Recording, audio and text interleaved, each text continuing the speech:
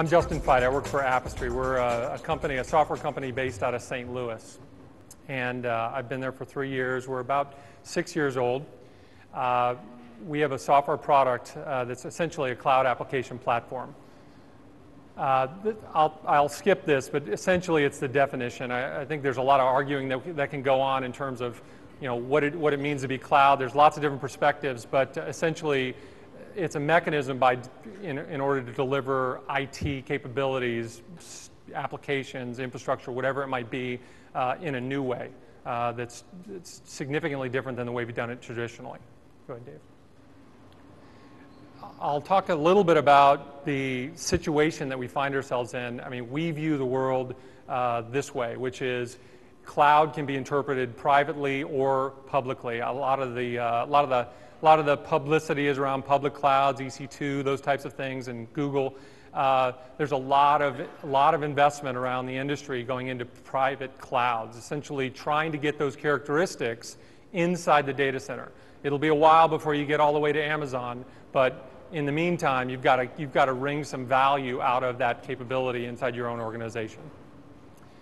So we see the world in a series of stacks. This is kind of a common diagram I've seen before, which is essentially at the bottom is infrastructure, whether that's coming from, whether that's, kind of self-service through EC2 or much more full service through places like BlueLock. It gives you a basis for, expandable resources. I think we come at this from an application perspective. In order to get the benefits of cloud, you can't just have your app on the cloud. It has to have the characteristics of cloud, which means it has to be resilient, it has to expand, it has to do the things that the promise of cloud brings to us.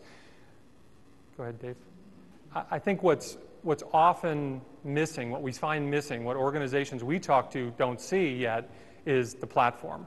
Now, you can go to places like Google, you can go to App Engine, and you can get a lot of capability there, but you also get some restrictions, right? It's got to be written in Python.